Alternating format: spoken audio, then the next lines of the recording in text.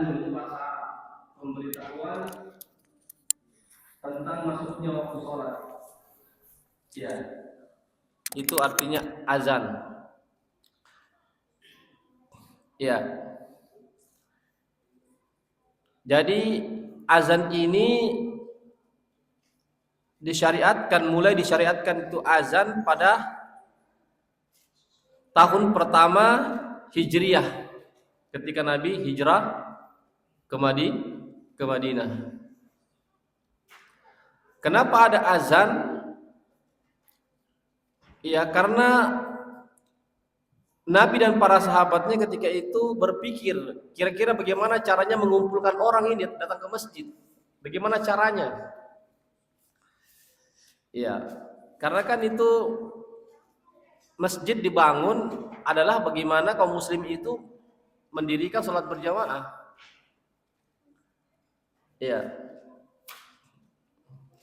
Maka Nabi dan sahabatnya pun bermusyawarah. Ya, bermusyawarah. Ya, ada yang mengusulkan bagaimana kalau kita dengan lonceng. Apa kata Nabi? Wah, itu lonceng itu panggilannya orang Nasrani. Kan begitu Pak, Nasrani kalau mau beribadah apa bunyi lonceng itu teng teng teng teng itu di gereja. Iya, jadi Nabi ingin menyelisihi umat Yahudi dan Nasrani, termasuk dalam masalah azan. Ya, jadi azan itu dua Pak. Pertama, memberitahukan tentang masuknya waktu sholat, memberitahukan tentang masuknya waktu sholat. Jamaah sekalian, apalagi kan di zaman dahulu kan Pak, dari jam Pak, dalam jam dulu. Iya, tidak ada jam. Orang itu hanya menggunakan namanya matahari saja, berpatokan matahari dan bulan. Matahari ya. Ketika fajar, kemudian terbitnya waktu subuh itu kan dari matahari, Pak. Tenggelamnya matahari itu masuknya waktu maghrib, ya. Iya, jadi azan itu fungsinya dua. Yang pertama adalah memberitahukan kepada kaum muslimin bahwasanya sudah masuk waktu sholat. Ya, sudah masuk waktu sholat. Yang kedua, azan itu fungsinya adalah untuk memanggil kaum muslimin untuk datang ke masjid, khususnya laki-laki. Kalau perempuan, yang afdolnya di rumah, bukan di masjid. Laki-laki itu di masjid. Iya. Bahkan sebagian para ulama mengatakan hukumnya wajib yang sudah dewasa. Meskipun ada sebagian ulama mengatakan hukumnya sunnah muakkadah saja, sebagian ulama. Iya. Jadi itu dua Pak, fungsinya azan. Ya, terlepas dari azan itu wajib, salat berjamaah itu wajib ataupun sunnah muakkadah, jamaah sekalian, terlepas daripada perbedaan pendapat para ulama, bahwasanya selama kita mampu untuk datang ke masjid, kenapa tidak datang ke masjid? Apa artinya sunnah muakkadah? Sunnah muakkadah sunnah yang sangat ditekankan. Bukan cuma sunnah saja, tapi sunnah muakkadah. Itu muakkadah itu bahasa Arab artinya yang ditekankan. Jamaah sekalian. Iya. Kan disebutkan dalam hadis Rasulullah SAW, kalau kita berwudu Pak secara sempurna dari rumah, ya, lalu kita datang ke masjid, ya, untuk sholat, ya, maka setiap langkah kita itu menggugurkan satu dosa, dan setiap langkah yang berikutnya adalah mendapatkan satu pahala. Jadi kita tinggalkan dulu perbedaan pendapat para ulama ini tentang wajib atau sunnahnya. Begitu Pak, dalam masalah agama Pak, jangan kita katakan ini wajib atau sunnah, ini wajib atau sunnah. Jangan dulu Pak. Yang kita lakukan adalah sunnah Rasulullah yang beliau kerjakan. Iya, apa itu sunnah? Jamaah sekalian, itu kan sunnah kan secara memiliki dua arti sunnah Pak. Sunnah secara fikih artinya dikerjakan berpahala, tidak dikerjakan tidak berdosa. Itu secara fikih. Secara hukum fikih namanya. Secara hukumnya. Ya, tetapi sunnah secara umum dia adalah perilaku Nabi, perbuatan Nabi, perkataan Nabi, diamnya Nabi. Jadi perkataan Nabi itu sunnah. Apa yang beliau katakan itu sunnah. Apa yang beliau lakukan, kerjakan itu sunnah. Jamaah sekalian. Kemudian diamnya Nabi, artinya kalau ada sahabat yang melakukan satu perbuatan, Nabi diam, Nabi tidak ingkari, itu sunnah juga namanya Pak. Namanya sunnah takrir, namanya Nabi benarkan dan tidak disalahkan. Itu sunnah Pak. Dan sholat berjamaah ini Pak, Nabi selalu kerjakan. Bahkan dalam keadaan sakit pun beliau datang ke masjid. Ya, dalam keadaan sakit pun beliau datang ke masjid jamaah sekalian. Bahkan pernah diriwayatkan itu sempat Nabi itu pas setiap berwudu, beliau terjatuh. Berwudu terjatuh lagi beliau. Ya, artinya badan beliau ketika itu kurang fit, akhirnya dipapa oleh sahabatnya datang ke masjid. Jamaah sekalian. Ini terkait dengan sholat lima waktu. Iya. Jadi terlepas dari tentang hukum atau hukum wajib atau sunnahnya jamaah sekalian, sunnah itu secara fikihnya itu, ya kita lihat saja bagaimana perilaku Nabi, bagaimana perbuatan Nabi terhadap sholat berjamaah. Beliau senantiasa melaksanakan sholat berjamaah meskipun dalam keadaan sakit. Jamaah sekalian. Baik Pak, sekarang jadi sudah jelas Pak ya. Jadi azan itu dikumandangkan jamaah sekalian bukan begitu saja, tetapi ada maksud dan tujuannya. Iya. Yaitu memberitahukan masuknya waktu sholat. Karena ini sholat ini Pak sudah ditentukan waktu-waktunya kan. Tidak boleh kita mau seenaknya saja. Inna sholata kanat 'alal mu'minina kitaban mawquta. Ya Allah mengatakan dalam Al-Qur'an, sesungguhnya salat ini diwajibkan bagi orang-orang mukmin pada waktu-waktu yang sudah ditentukan. Jadi sudah ada waktu-waktunya, Pak. Subuh, terbitnya fajar sampai sebelum terbitnya matahari. Salat zuhur ketika matahari tergelincir ke arah barat, ada bayang-bayang di sebelah timur, masuknya waktu. Ketika sudah tergelincir pas di kepala kita tergelincir ke arah barat, kemudian timbul bayang-bayang di sebelah timur, itu masuknya waktu salat zuhur. Kemudian asar jamaah sekalian ketika bayangan benda sama dengan bendanya. Ini dulu begitu Pak. Dulu menggunakan kayu-kayu saja ditancapkan di tanah. Karena dulu tidak ada jam, tidak ada jam digital begini. Tidak ada. Jamaah sekalian. Kemudian kapan berakhirnya waktu sholat asar? Ketika matahari sudah menguning. Ketika matahari sudah menguning di arah barat. Kapan ketika masuknya waktu maghrib? Yaitu ketika terbenamnya matahari. Ketika bundarannya sudah hilang semuanya. Ya, ini anggaplah ini ufuk. Ini bundarannya begini di bawah ufuk. Ya, berarti itu sudah masuk waktu maghrib. Kemudian waktu isya ketika rona merah. Ya, rona merah di bagian barat itu sudah hilang, itu masuknya waktu sholat isya. Sampai kapan waktu isya? Yaitu sampai tengah malam. Ada disebutkan dalam riwayat sampai sepertiga malam pertama, ada tengah malam, ada yang mengatakan sampai menjelang sholat subuh. Jadi sholat itu tidak bisa kita semau-maunya saja. Saya mau kerjakan sekarang karena saya buru-buru. Karena saya ada keperluan. Ya kan tidak bisa. Hadirin, tidak begitulah syariat Islam. Ya jamaah sekalian, syariat Islam ini itu apa? Aturan. Kita diikat oleh aturan jamaah sekalian. Itulah namanya syariat. Tidak bisa kita ingin membuat kemauan kita sendiri, atau pikiran kita sendiri, atau perasaan kita sendiri, jamaah sekalian. Baik, kita kembali kepada azan, hadirin. Ya, azan.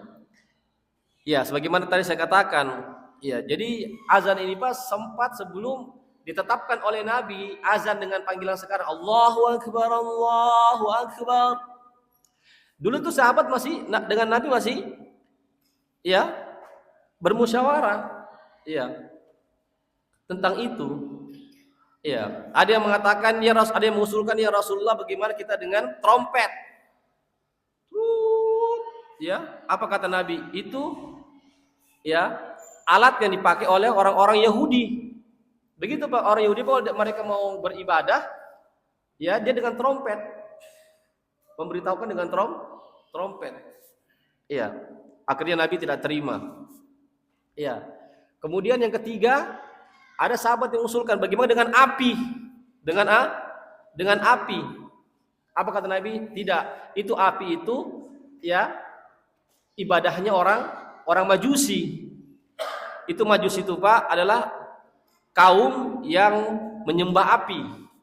Api disembah. Api sebagai tuannya, sebagai tuhannya Pak. Itu Majusi yang ada di Persia. Ya, ada di Persia dulu, sekarang namanya Iran. Ya, dulu Persia namanya. Itu mereka itu penyembah api. Jadi tiga ini Pak, ini semuanya adalah bangsa yang terbesar di dunia pada saat itu. Umat Nasrani, umat Yahudi, dan umat Majusi. Kemudian apa jamaah sekalian? Sahabat bermimpi. Dua orang bermimpi. Di antaranya adalah Umar bin Khattab bermimpi, dan juga sahabat yang lainnya bermimpi. Yaitu apa? Dia bermimpi diajarkan oleh seseorang azan.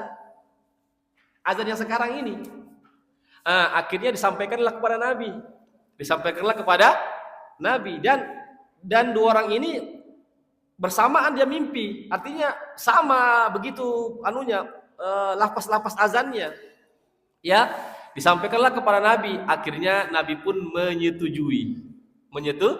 menyetujui lapas-lapas azan yang sampai sekarang kita pakai jemaah sekalian. Ini hadirin ya yang dimuliakan Allah Subhanahu wa taala. Baik Pak, kita sekarang mengupas makna azan. Jemaah sekalian, mengupas makna lafaz azan. Ya. Apa yang pertama itu Pak? Allahu Akbar, Allahu Akbar. Allahu Akbar, Allahu Akbar. Apa artinya itu Pak? Allahu Akbar. Akbar itu artinya yang maha besar. Allah yang maha besar. Allah yang maha agung. Allah yang maha mulia. Jamaah sekalian, coba lihat, ini lafaz azan ini Pak dimulai dengan membesarkan Allah, mengagungkan Allah. Menunjukkan apa Pak? Itu menunjukkan bahwasanya segala urusan kita itu kecil. Itu maksudnya Pak. Jadi azan ini bukan cuma sekedar panggilan-panggilan biasa Pak. Memberitahukan kepada kaum muslimin, wahai kaum muslimin, Allah itu maha besar. Sekarang sudah waktunya sholat. Yang laki-laki dipanggil ke masjid, yang perempuan sholat di rumahnya.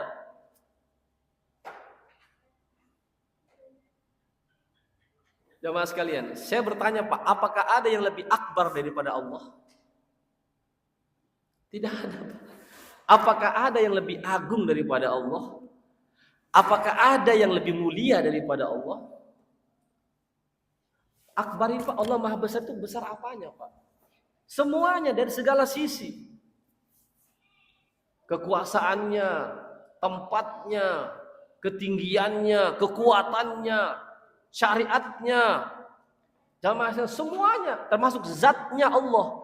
Tapi Bapak jangan pikirkan, Ustadz kalau gitu bagaimana zatnya Allah? Tidak sampai kita punya Pak. Makhluk yang paling besar apa, Pak? Sebutkan, Pak. Makhluk yang paling besar di alam semesta ini. Arasy. Itu makhluk yang paling besar, Pak. Arasy. Dan Allah lebih besar lagi daripada arasy. Tapi sekali lagi, Pak, jangan kita pikirkan, bagaimana bentuknya kalau Allah besar. Allah alam bis-shawab, jamaah sekalian. Ini jamaah sekalian, Allahu Akbar, Allah mau besar itu dari berbagai sisi, Pak. Kekuasaannya Allah besar, syariatnya Allah, nikmatnya Allah, jamaah sekalian, kekuasaannya Allah. Makanya sahabat, Pak, kalau sudah ada azan, Pak, yang sementara memasang batu, kan sahabat ini kan juga ada juga tukang batu, ada yang tukang kebun, ada yang pedagang, sama kita juga bekerja juga para sahabat Nabi.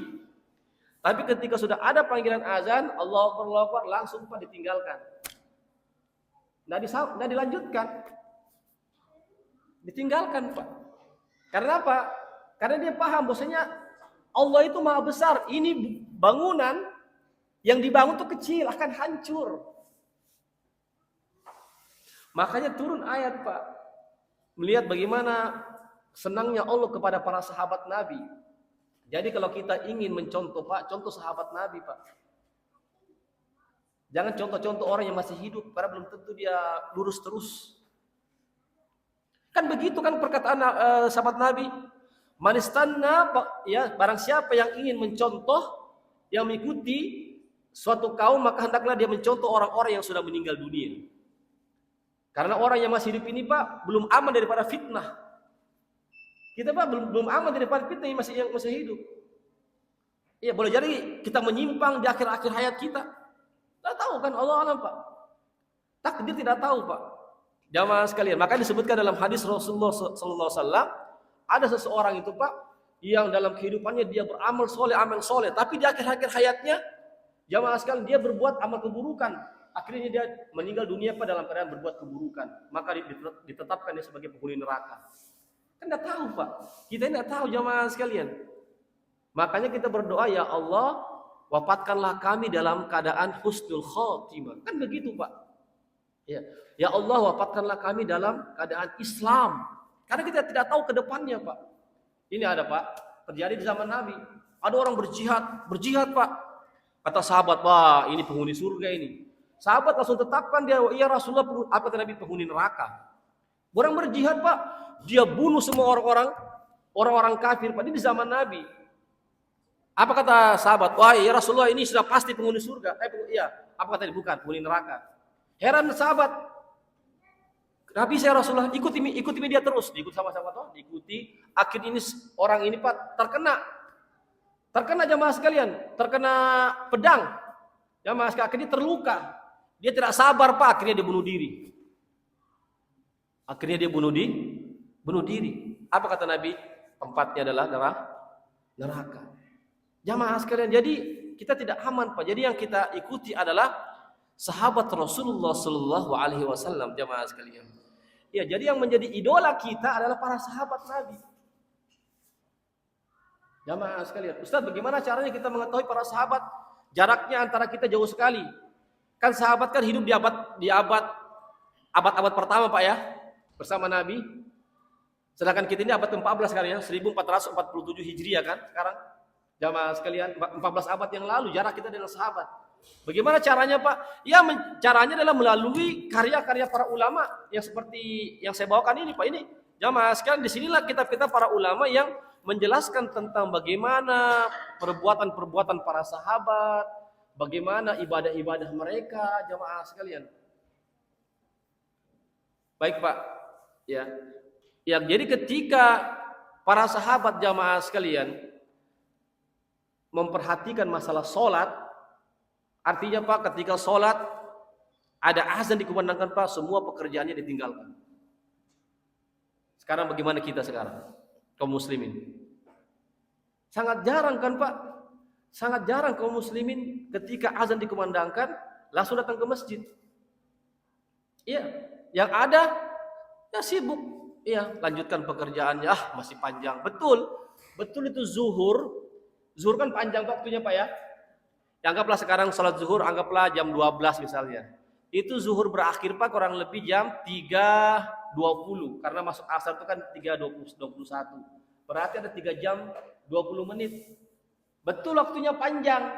Tetapi apa kata Nabi ketika ditanya, "Ya Rasulullah, amalan apa yang paling afdol?" Apa kata Nabi? "As-salatu ala waqtiha." Dalam hadis yang lain, "As-salatu fi awwalil waqt." Kata Nabi, salat di awal waktu. Artinya ketika azan dikumandangkan, langsung ke masjid, itulah amalan yang paling terbaik, Pak. Jamaah sekalian. Betul waktunya secara fikih, Pak ya. Secara fikih itu salat zuhur itu 3 jam lebih. Ya, 3 jam lebih waktunya secara fikih, Pak. Tetapi kalau kita lihat pengamalan Nabi, kita lihat pengamalan sahabat, Pak, tidak pernah ada sahabat yang sholatnya jamaah sekalian diundur-undur. Jamaah sekalian, tidak pernah jamaah sekalian. Sahabat selalu melaksanakan sholat berjamaah bersama Rasulullah Sallallahu Alaihi Wasallam. Jamaah sekalian. Iya. Jadi ini Pak, ya. Jadi kita kembali, jamaah sekalian. Allahu Akbar. Bayangkan 4 kali disebutkan, Pak. 4 kali disebutkan. Sekali lagi, Pak. Apa yang Nabi tetapkan itu juga wahyu dari Allah. Jadi itu wahyu itu, Pak, bukan cuma Al-Quran loh, Pak. Ya. Wahyu itu bukan cuma Al-Quran, tetapi hadis-hadis Rasulullah Sallallahu Alaihi Wasallam juga wahyu. Sebagian Nabi mengatakan, "Inni utitul Qur'ana wa mislahu ma'ahu," kata Nabi. Sesungguhnya saya diberikan Al-Quran dan yang semisalnya. Bersama Al-Quran itu apa? Sunnah Rasulullah Sallallahu Alaihi Wasallam. Jadi sama, Pak. Jangan kita diskriminasi tentang ini kan sunnah, ini kan ayat. Kita dahulukan saja ayat daripada semuanya diamalkan, Pak. Karena ayat dan sunnah, ayat dan hadis, Pak, tidak ada yang kontradiksi, tidak ada yang bertentangan jamaah sekalian. Tapi saling menguatkan, saling menjelaskan jamaah sekalian. Ini hadirin ya yang dimuliakan Allah Subhanahu wa taala. Jelas, Pak ya? Jadi apa maksudnya itu azan, Pak? Jadi sekali lagi jangan kita anggap remeh itu azan. Coba sekalian. Ya jangan kita anggap kita saja kalau dipanggil kita sama bos kita, langsung datang ya. Bahkan sebelum waktunya ya, kita sudah ada di ruangan, Pak. Kalau terlambat bagaimana? Pasti kita dimarahin sama bos kan? Ini terhadap sama dunia dan sama manusia saja kita takut sekali kalau terlambat.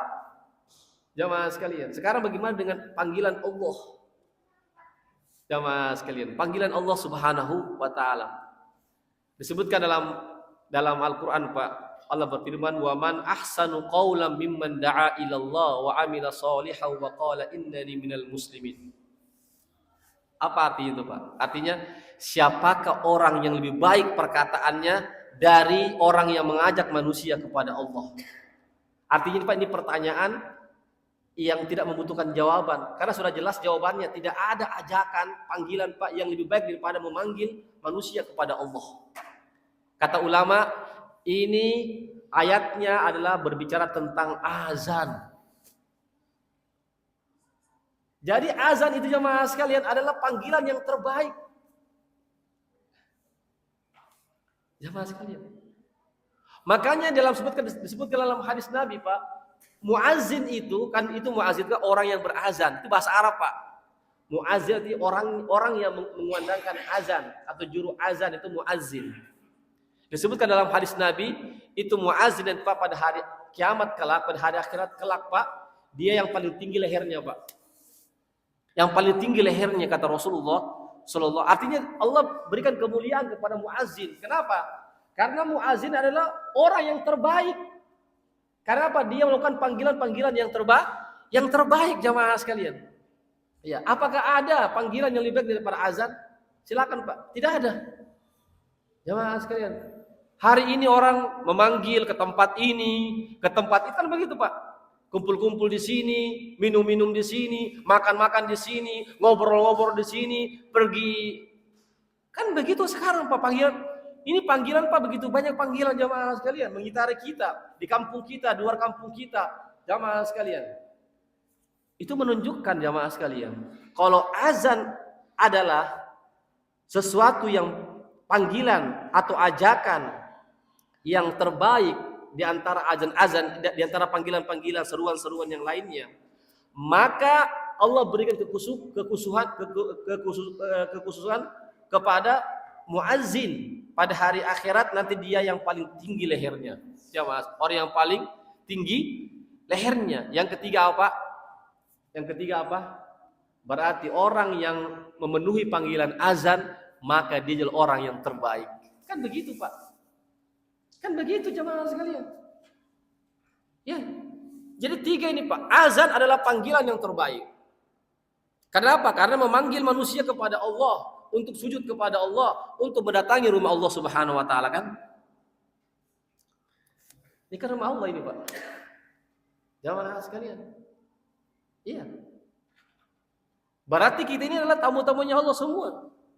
Kalau tamu-tamunya Allah, Allah akan muliakan kita, Pak. Ya, bukan dimuliakan berupa makanan-makanan, jamaah sekalian. Tetapi Allah siapkan kita pahala-pahala yang kita akan raih nanti pada hari akhirat kelak. Kan begitu, Pak.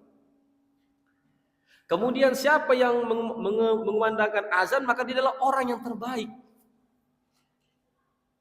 Yang ketiga, Pak, siapa yang memenuhi panggilan azan, dia juga orang yang terbaik.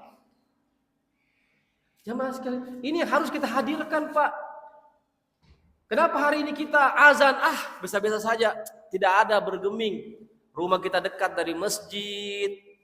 Iya, setiap hari kita dengar azan karena kita tidak pernah memahami, menghayati makna azan. Apa itu azan? Jadi, Pak, dalam Islam itu, Pak, tidak ada sistem kebetulan-kebetulan. Syariat Islam itu, Pak, dari azan, kenapa ada wudu, kenapa ada takbir atau ihram, kenapa ada begini. Itu semua jamaah sekalian, itu berdasarkan wahyu. Berdasarkan wahyu, Pak. Jamaah sekalian. Jadi Nabi ini, jamaah sekalian, disebutkan dalam surah An-Najm, "Wa ma yantiqu 'anil hawa in huwa illa wahyu yuha." Nabi itu, Pak, tidak berkata-kata dari hawa nafsunya, tetapi wahyu dari Allah. Kan Nabi sampaikan kepada sahabatnya, "Uktub ma kharaja min fiyya fa innahu la yakhruj illa al-haq," kata Nabi. Tulislah apa yang keluar dari mulutku, kata Nabi, karena tidak ada yang keluar dari mulutku melainkan yang hak, kebenaran. Ini jamaah sekalian, ya barangkali ini, Pak, ya kita masih Allahu Akbar, jamaah sekalian perlu bersabar, Pak, belum kita masuki tentang perkara sholat. Ya, kita baru sampai kepada pembahasan kandungannya, jamaah sekalian, agar kita betul-betul, Pak, mengagungkan ini, Pak, perkara sholat. Jamaah sekalian, sejak apa? Sejak azan, jamaah sekalian. Begitu juga nanti berwudu, jamaah sekalian. Kenapa kita berwudu, Pak? Setiap kita mau sholat, jamaah, itu juga bukan begitu saja, Pak. Itu ada makna-maknanya, Pak. Ada kandungan-kandungannya, jamaah sekalian. Ini jamaah sekalian, ya barangkali ini, Pak, yang karena kita buka sesi tanya jawab, ya tentang masalah azan ini, insyaallah kita akan sambung lagi di pekan depan. Silakan, Pak. Ya, silakan.